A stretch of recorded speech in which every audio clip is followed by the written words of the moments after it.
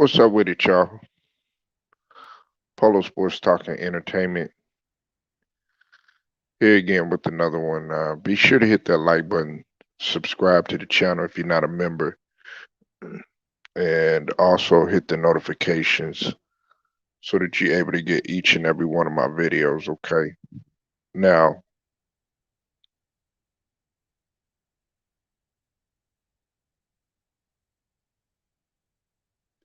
KD,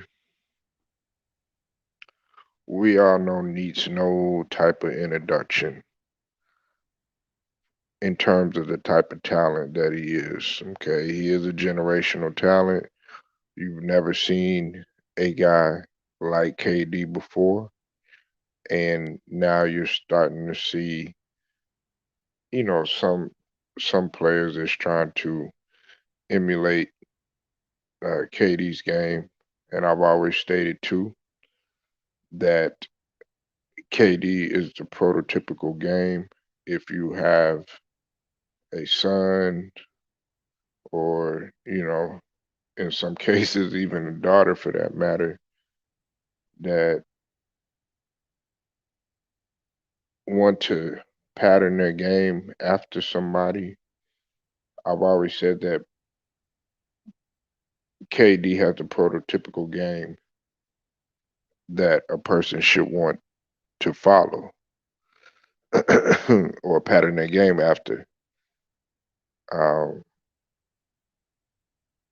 he, you know, a lot of people talk about Stephen Curry being a marksman and being efficient from the outside. KD is all of that too. And on top of that, he can get you mid range. He's a total package. Um, from a physical standpoint, he's a total package as well because he's 16 6'10" with a 7'3", 7'4" wingspan. Extremely long, and uh, while some people may not think that KD uh, isn't athletic, he is athletic. You know what I'm saying? Now he might not be skying out the gym every single possession, but he does have athletic tools with him. You know what I'm saying? And having said all of that, Kevin Durant, as much as I like him and everything, I don't feel sorry for him. I'm not gonna feel sorry for Harden. Hey, Kyrie's back and everything, but I'm not gonna feel sorry for them. I'm not gonna feel sorry for him either because y'all constructed this team together, okay? And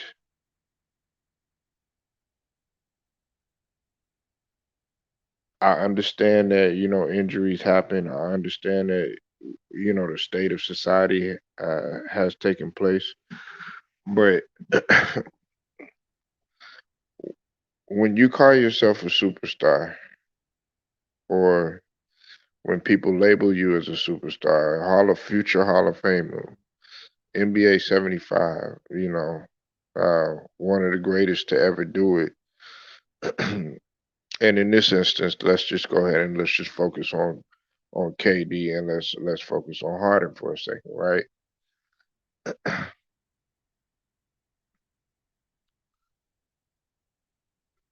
You're supposed to be able to take on that responsibility of being saying, okay, hey, look, no particular player, no problem.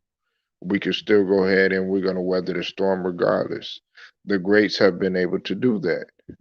And it takes me back. One prime example is when we talk about the Chicago Bulls when they didn't have Scottie Pippen in the '98 season for a while, and they still had to weather the storm. Okay, uh, you know, Magic has been placed in that situation before. Uh, Kobe Bryant has been placed in that situation before when didn't have Shaq or whatever, and still had to, a young Kobe Bryant, what I'm saying, still, had to come out there even before, what I'm saying, he started to really truly come in, to his own and be, I guess, the main guy or whatever. The greats still took the responsibility and did what was necessary to put the team on their back, regardless of who's there and who's not there. Listen, Chicago has won 9 straight. Okay. Uh, they have not made any excuses this whole entire time. And on top of that, they're not getting a whole bunch of publicity and everything. You know why? They're doing it under the radar. And see, that's the thing. They're getting all this publicity. The Nets are getting all this publicity and everything. But then when you run into Giannis and you run into the Bucks and you run into a team that everybody says that if they would have had all of their horses there or whatnot, oh well, they would have won. They would have won a championship, or the Nets would have ultimately beat beat the Bucks and everything like that.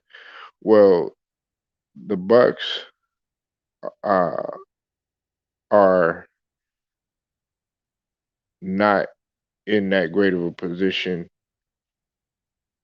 either because guess what? Brooke Lopez has had his struggles, in terms of him being out and everything with the back situation. They lost PJ Tucker, uh, one of the best defenders, on ball defenders, lockdown defenders in the league, you know. And then on top of that, Chris Middleton, you know, while he hasn't, hasn't played his best ball on the offense. He's only been doing it really from a defensive standpoint. And then on top of that, they've been riddled by injuries too as well. But the Milwaukee Bucks did not make any excuses, and they were still able to climb back and still be in position. And on top of that, they beat the Nets. I don't want to hear none of this. Oh yeah, well, uh, you know, no Kyrie and all this other stuff. Look, you have Harden there. Okay, he's second in the league in assists. You know what I'm saying? But oh, what did y'all forget? He's also now he's second in the league in turnovers. And then on top of that, you fail to realize that he's inefficient, and it seems like he's dependent upon other guys. To where he the smoke could be off of him and everything like that. Nah, it doesn't work like that. Nah, because you're gonna get it. And I know I'm just talking about KD and everything, but I'm not. And this includes Harden, and it also includes Kyrie, but more so KD and Harden more than anything. We have to understand that we have to stop making all these excuses. Oh yeah, well we We don't have this player. We don't have that player. Shoot, you got to will and deal. You have to will and deal. And on top of that, you need to go ahead and y'all have to roll with the punches regardless. That's what all these other teams are doing. Listen, if you're at a job and let's say it's a restaurant, uh, you're short staffed. You know what I'm saying? One of your main, one of your main line cooks is not all, he's unable to show up. Uh, you know, like two of your waiters and one of your waitresses are short. You're short. In that instance or whatever, you got people, you know, waiting in line. You know, what I'm saying some people walking out, stuff like that. Well, what are you gonna do? You're gonna sit there and just say, okay, nah, we're gonna have to, close business? No, because guess what? That makes the business look bad. What are you gonna do? You're gonna have to have some people step in and fulfill that role and go ahead and do what's necessary for the restaurant to keep on running. So while, you might have a guy that ain't never did no short order cooking before, but at the same token, you know what I'm saying, if you show him a little bit what to do and everything, then he could come in there and he could be beneficial.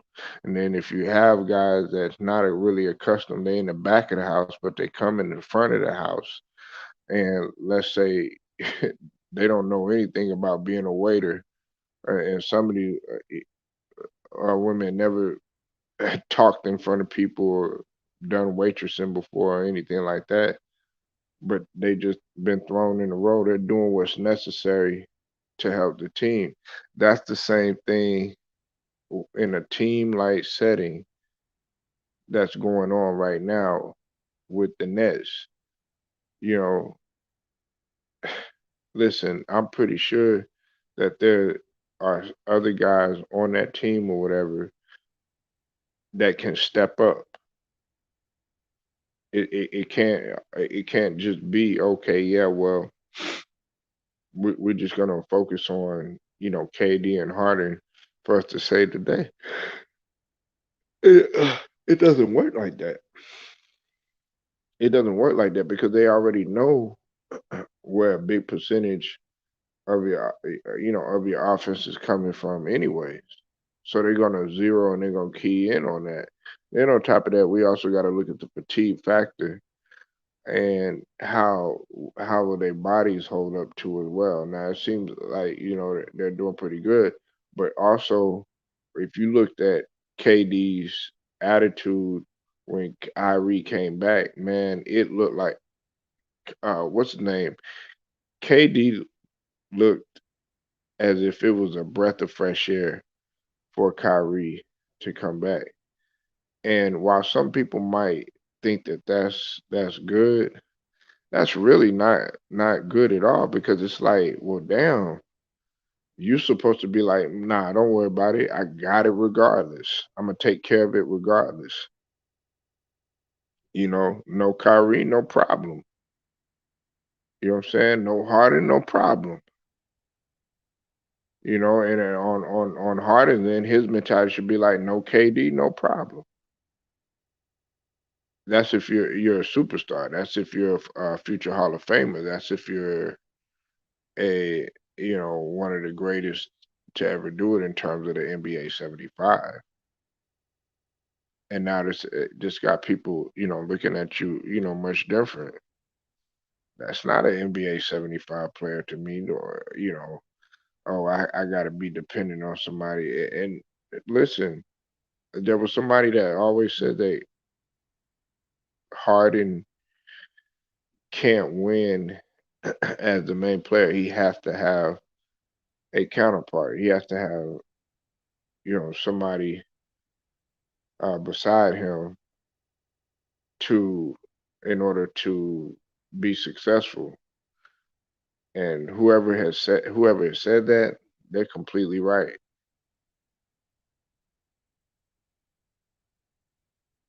You know, so I don't feel sorry. I don't feel sorry for KD. I don't feel sorry for Kyrie, and I don't feel sorry for Harden. You know, and I know that he's not gonna pressure Kyrie into taking the jab and all that other stuff. But I'm gonna tell you like this: it's in the back of their mind. It's in the back of their mind. They're thinking about it. You know, they're thinking about, okay, how can we get this guy to play at home? For us to be put in position so that we'll be more decent. But you got to be able to weather the storm. Listen, y'all have weathered the storm so far right now, and people, there's been some people that have been praising them in terms of their record, but like me and a couple other guys throughout the LDBC have been saying their record is overrated. Their record is overrated in terms of the mediocre teams that they've been playing and beat. So I don't feel sorry for KD. And if he loses this year, I'm not gonna feel sorry for him either. I'm not. I'm not gonna feel sorry for him. You know, because you still have to get up. Listen, that's the thing about with anything.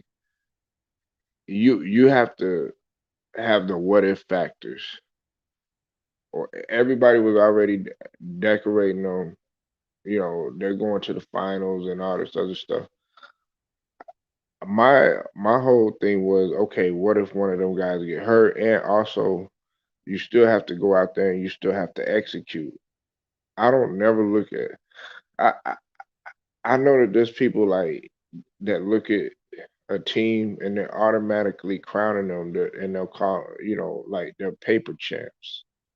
And me, I never looked at the Nets like that. I mean, yes, they have a dynamic team, but I guess you could go through, some of my videos, but I've always said that you still have to go out there, you still have to execute, and more importantly, you still got to have chemistry together. It's the same thing with the Lakers, who I'm getting ready to talk about in a little bit. You still have to go out there, you still have to execute regardless. It's not just okay, it's just gonna automatically brew like that.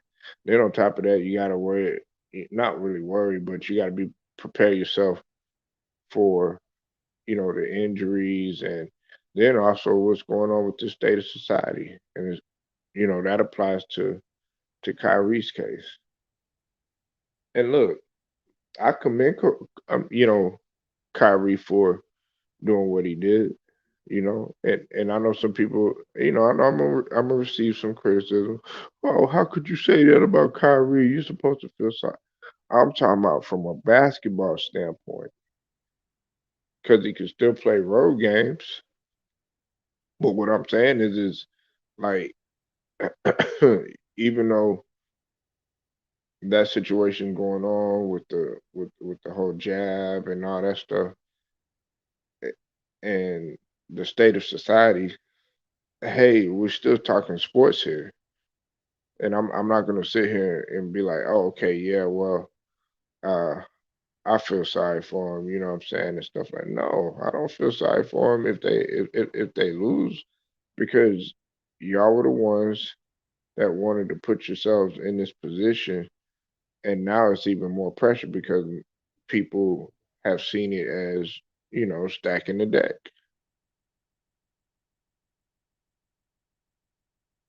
So y'all let me know what you think, man. Leave your comments. Got plenty more content coming. Polo Sports Talking Entertainment, man. I'll get at y'all later.